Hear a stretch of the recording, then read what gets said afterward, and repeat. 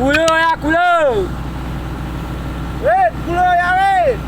Syederalun, masyarakat di Kabupaten Bener Meriah Selasa 3 Agustus malam dihebohkan dengan penampakan satu ekor harimau Sumatera di kawasan Jalan Samarkilang, Kecamatan Syah Utama.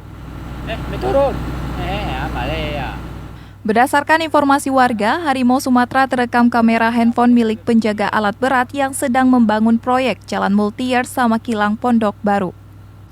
Menurut Raja Kampung Samarkilang Iskandar, berdasarkan keterangan dari pekerja itu saat kejadian, ia sedang bersama temannya sedang melintas kawasan itu dengan masing-masing mengendarai sepeda motor.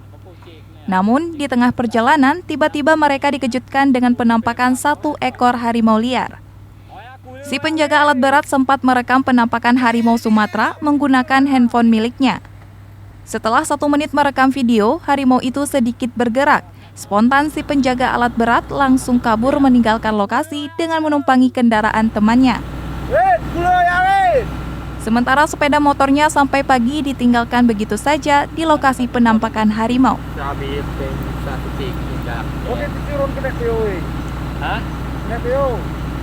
Turun. Ya. Boleh ngetok na parat.